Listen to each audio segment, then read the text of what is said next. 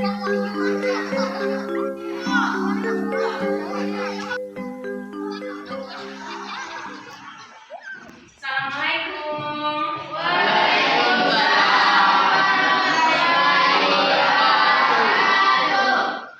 silakan kedua. Siap, mulai.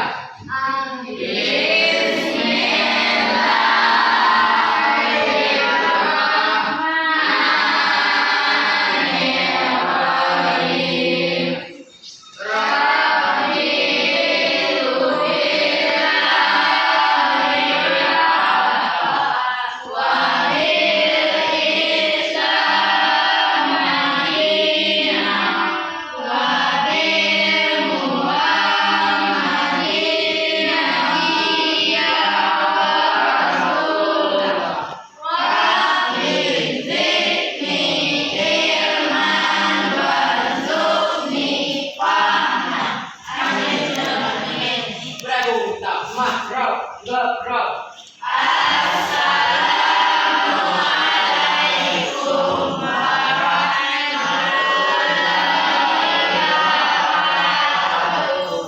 Waalaikumsalam warahmatullahi wabarakatuh. Ya, setelah hari ini siapa yang tidak hadir? Ruben mana? Alfa. Aldo? Siapa juga? Izin demam ya? Demam. Nah, berarti hari ini ada 2 orang teman kita ya tidak hadir. Ada yang sakit dan ada juga yang tidak izin tadi sangat. Bertanya dulu, siapa yang sholat subuh pagi tadi? Tunjuk tangan. Wah, alhamdulillah sholat subuh semuanya. Kemudian siapa yang mandi pagi tadi? Oh iya, rata-rata mandi semuanya. Siapa yang pakai sampo mandinya? Iya juga. Iya. Masih ingat gak ya lagunya? Bangun tidur, ku terus mandi, tidak lupa menggosok gigi. Habis mandi ku tolong ibu membersihkan tempat tidurku. Iya bagus. Dari kecil dari TK itu lagu TK. Sudah diajarkan bagaimana cara kita membersihkan diri. Bangun tidur, mandi dulu, udah makan. Bangun tidur, mandi, bersihkan diri, membantu orang tua. Tapi lebih bagusnya lagi kalau bangun tidur, mandi, kemudian dilanjutkan lagi dengan sholat. Itu lebih bagus lagi. Sholat apa di pagi hari? Subuh. Berapa rakaat? 2. Bagus. Ya. Jadi kita dari kecil diajarkan untuk hidup bersih. Bagaimana cara kita membersihkan diri, bagaimana cara kita mandi yang baik, semua sudah dijelaskan, semua sudah diberikan arahan oleh orang tua kita. Bayangkanlah kalau seandainya kamu sekolah tidak pakai mandi, tidak pakai gosok gigi, baju kamu tidak cuci, nah apa yang terjadi?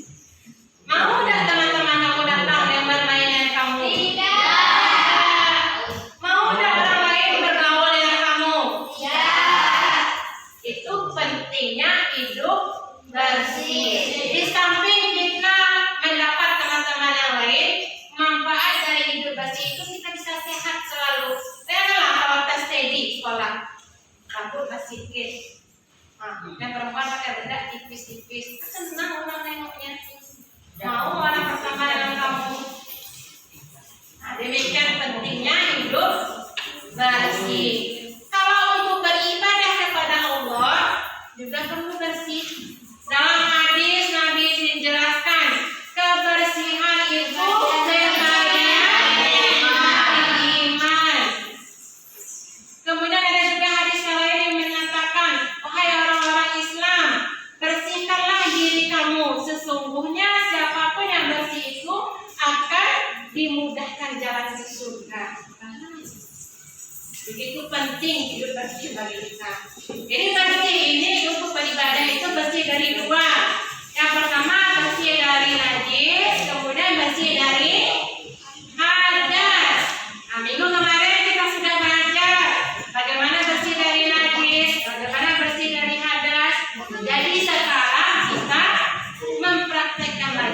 Bagaimana cara berwudu, bagaimana cara mandi wajib, kemudian bagaimana cara tayamum.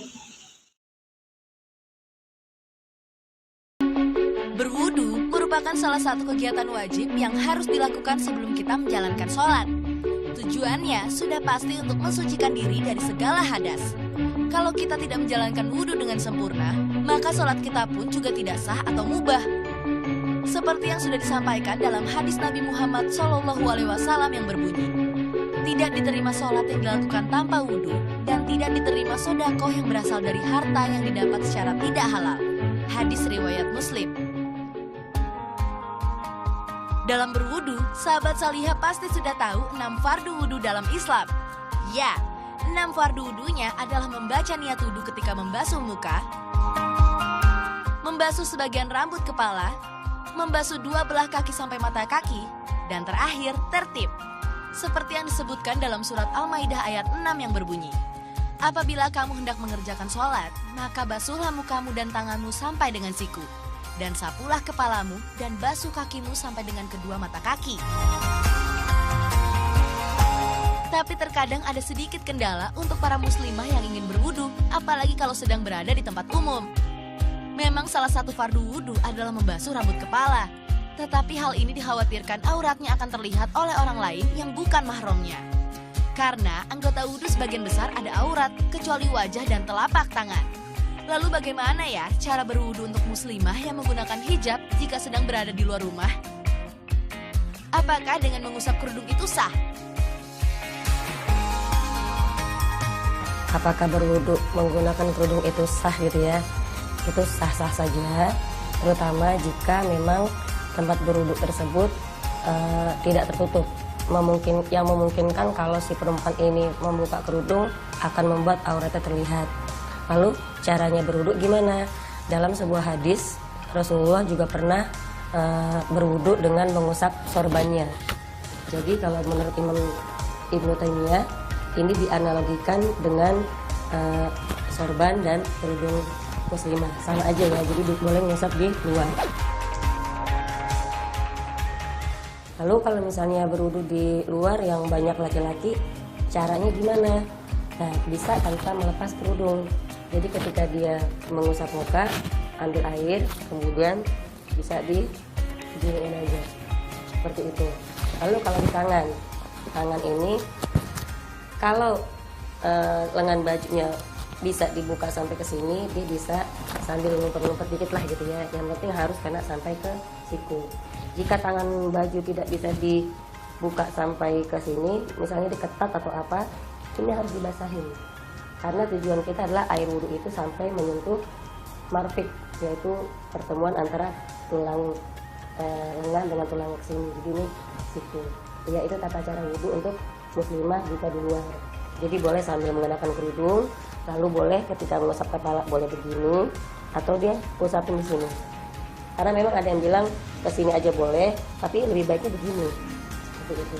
Karena memang Rasulullah SAW pernah melakukannya, dan juga menurut Ibnu Munzir, Ummu Salamah pun pernah melakukannya, mengusap air wudhu lewat kerudung. Ternyata Islam itu mempermudahkan umatnya dalam segala kegiatan, salah satunya menyempurnakan wudu. Masih berbicara tentang hukum dalam berwudu. Selain ingin tahu bagaimana cara berwudu di tempat umum, pasti sahabat salihah juga pernah dilema mengenai sah atau tidaknya berwudu jika wajah sedang memakai make up kan? Make up memang merupakan kebutuhan setiap wanita. Biasanya, sahabat salihah berusaha memperindah riasan wajah dengan beberapa tutorial bermake up. Terkadang, tujuan bermake up pun karena tuntutan pekerjaan atau sedang dalam acara tertentu. Tetapi sering terjadi pada saat waktu sholat datang, kita suka dilema untuk menghapuskan make up. Dan keseringan, banyak dari sahabat salihah yang tetap berwudu meski wajah sedang memakai make up. Melihat hal ini, bagaimana ya hukumnya berwudu pada saat wajah sedang memakai make up?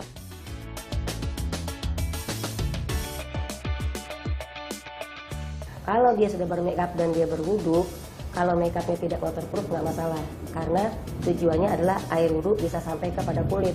Kalau make upnya itu waterproof, dia harus membersihkan make upnya dulu baru dia berwudu. Nah, jadi mensiasatinya, kalau memang biasa sekarang kan banyak ya make up yang pakai waterproof gitu. siasatnya adalah sebelum dia bermakeup wudhu dulu. Kalau dia bisa jaga wudhu sampai berapa waktu itu bisa. Tinggal sholat lagi, tinggal sholat lagi. Pada intinya, berwudu dengan mengusap bagian kerudung diperbolehkan jika benar-benar dalam keadaan darurat, di mana tidak ada tempat wudu lain yang bisa kita gunakan untuk berwudu dalam keadaan tidak terlihat oleh yang bukan.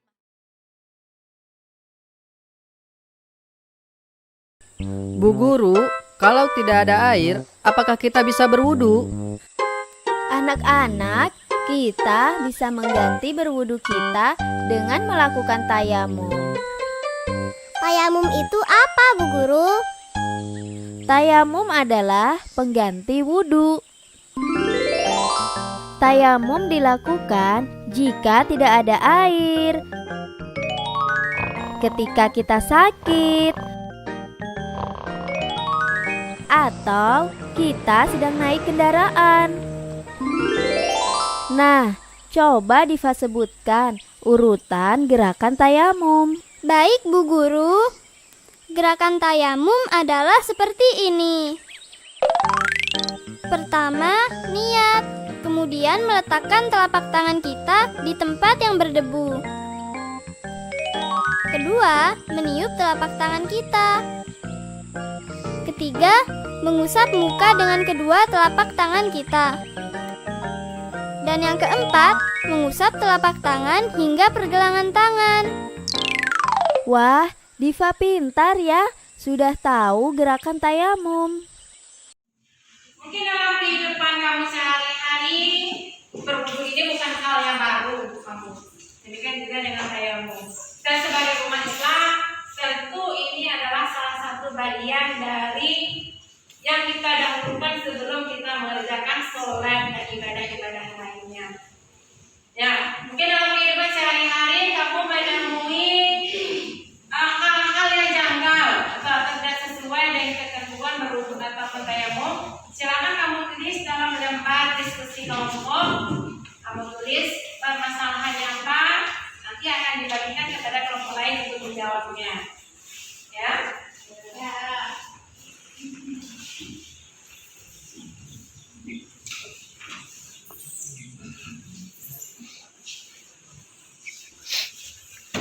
Silakan kamu tulis di sana permasalahan apa yang sering kamu temui dalam kehidupan kamu sehari-hari, baik itu berkenaan dengan wudu, berkenaan dengan tayamum maupun berkenaan dengan mandi wajib. Masing-masing kelompok itu memberikan satu buah pertanyaan, tak terlalu banyak, satu saja. Silakan kamu diskusikan apa kira-kira pertanyaannya.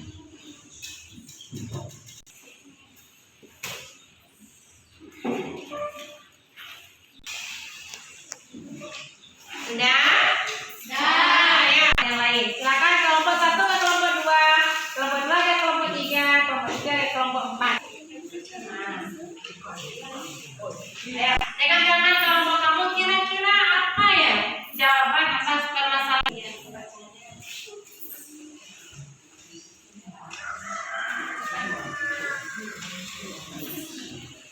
Kira-kira apa jawaban dari permasalahan tersebut?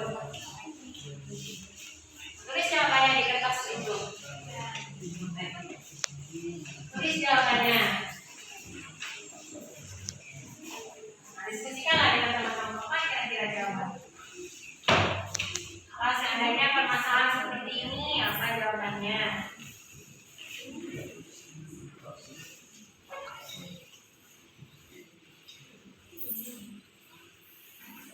Sudah? Sudah. Jadi silakan mempresentasikannya lagi. Kelompok 1 mana? Menjawab pertanyaan dari kelompok 2. Ya, bacakanlah jawabannya. Diri. Assalamualaikum. Assalamualaikum warahmatullahi wabarakatuh. Waalaikumsalam warahmatullahi wabarakatuh. Permasalahan dalam kehidupan sehari-hari, bagaimana cara mengusap kepala yang benar? Jawab. Menurut sebagian ulama menjelaskan tata cara wudu. Nabi yakni mengusap kepalanya dengan kedua tangannya, maju mundur dengan keduanya, dimulai dari depan kepalanya, lalu diusap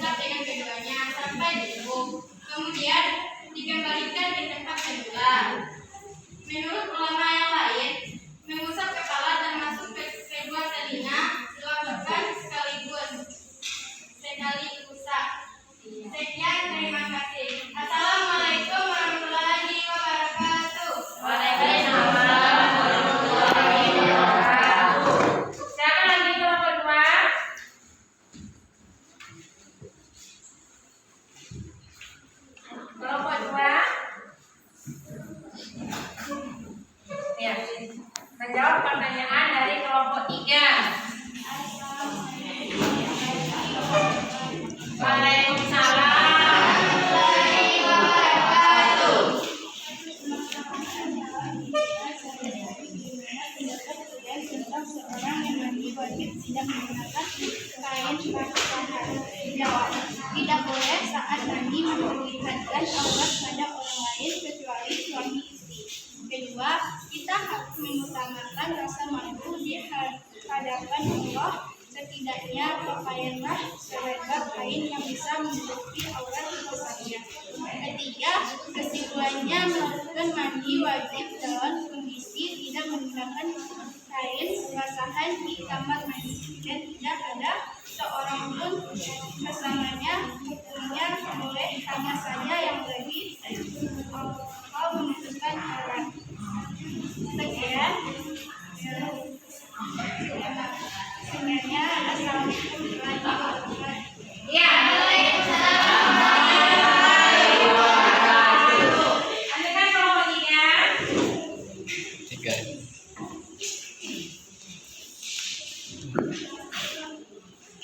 Kelompok 3 mana? Yang ini ya, depan.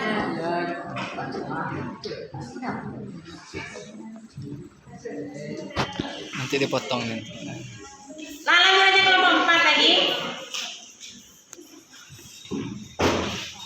Assalamualaikum warahmatullahi wabarakatuh.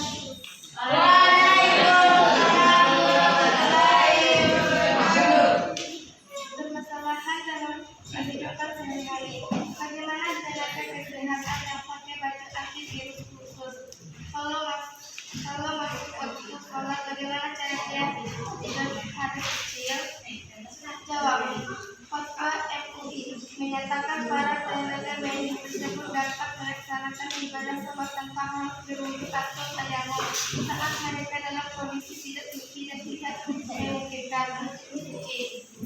Alasannya karena pakaian wudu tersebut hanya bisa dipakai sekali kemudian dipakai kembali. Assalamualaikum warahmatullahi wabarakatuh. Waalaikumsalam warahmatullahi wabarakatuh. Ya, itu tadi pemaparan masing-masing kelompok telah presentasikan hasil diskusinya. Silakan hasil diskusi itu kamu tempelkan ke depan. Ada apanya?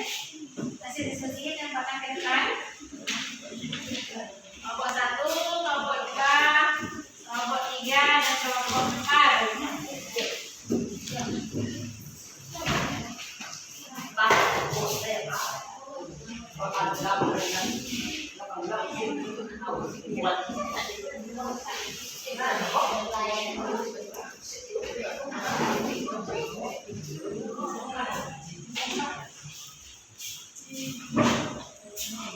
Nah, ya. Itu hasil dari diskusi empat kelompok. Kelompok 5 mana hasil diskusinya? Nah,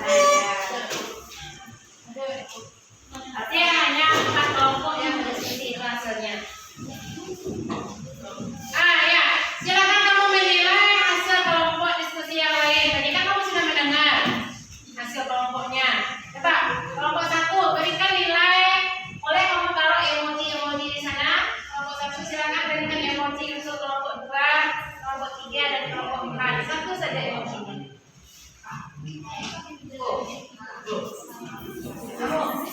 Sama-sama dulu.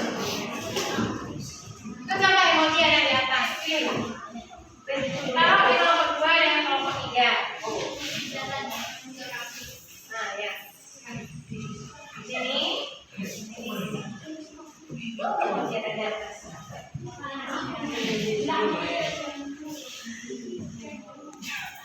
Kalau dia bagus, pasti emoji senyum. Kalau dia kurang bagus, ada lagi tuh. Kalau jelek, ada emoji yang nangisnya. Nah, kelompok 2 juga. Kelompok 3 juga.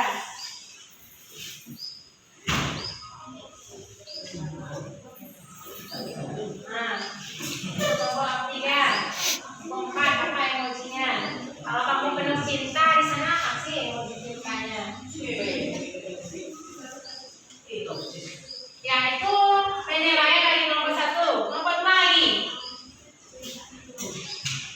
Menilai kelompok 3, kelompok 1 dan kelompok 4.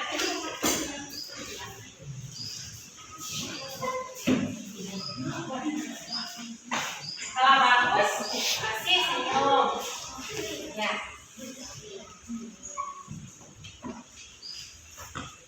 Nah, di sini ada nomor 2, nomor 1, 3, dan 4.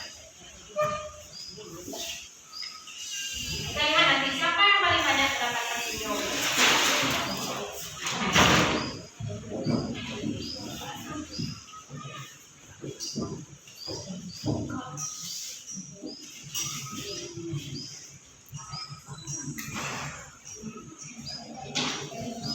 Nah, kelompok 3 lagi. Silakan tulisannya kelompok 3.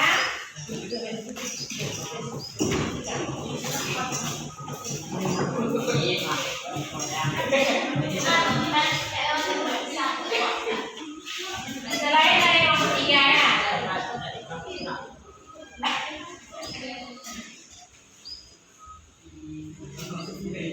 Kelompok 3 ya. Selain dari kelompok 3, kelompok 2 ya.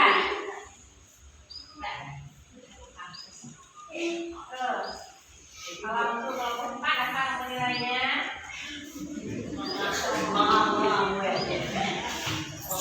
Kelompok 4.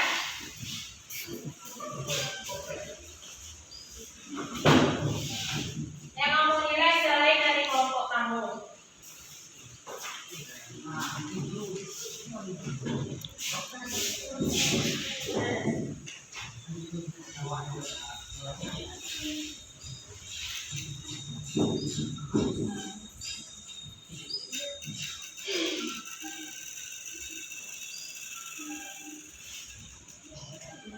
Iya.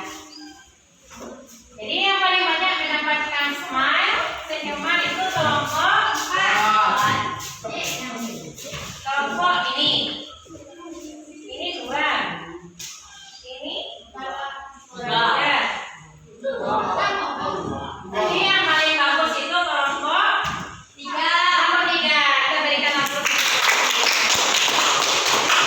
Kelompok yang paling jelek itu adalah kelompok 1. Kita berikan aplaus juga. Nah, jadi untuk pelaksanaan tata cara dari berwudu dan tayamum kemudian mandi wajib, siapa yang bisa mempraktekkan cara berwudu yang biasa kita lakukan sehari-hari? Pertama, lihat apa yang berwudu? Nawaitu wudu aliyafil hadasil asuri badalillahi ta'ala. Kemudian praktekkanlah. Anggap di depan kamu ini ada pancuran, ada air yang mengalir. Taruh tangan di sana. Basuh apa pertama? Basuh kan? Tangan kita dulu di sela-sela tangan kita. Kemudian berkumur-kumur. Praktekkanlah berkumur-kumurnya. Kemudian membasuh lubang hidung. Kalau yang ada lubang hidungnya, kalau yang nggak ada gimana? Nggak usah. Masukkan air ke lubang hidungnya. Kemudian untuk mukanya harus hati-hati, karena membasuh muka itu adalah yang wajib rukunnya. Muka kamu dari habis tumbuh rambut sampai ke dagu sini, sampai ke batas sini itu adalah muka. Jadi basuh semuanya. Berapa kali? 3 kali. Kemudian dilanjutkan dengan tangan. Tangan kanan 3 kali. Tangan kiri 3 kali. Kemudian ubun-ubun berapa? 3 kali.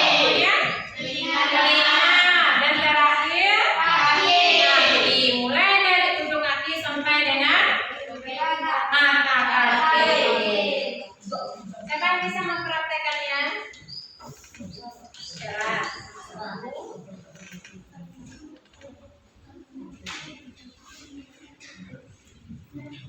Bisa, Farah? Mona? Kamu bisa? Nah, ayo, praktekanlah. Bagaimana cara berwudu? Jadi, sini aja. Halo, ya. Sini. Anggap saja di depan kamu itu ada pancuran, ada air mengalir. Nah, bacanya dulu. Nawaitu udu'a li rabbil adasil asgori farda lillahi ta'ala. Semua sudah dengan kali. Iya. Nggak usah diucapkan, lakukan saja. Ya. Ya.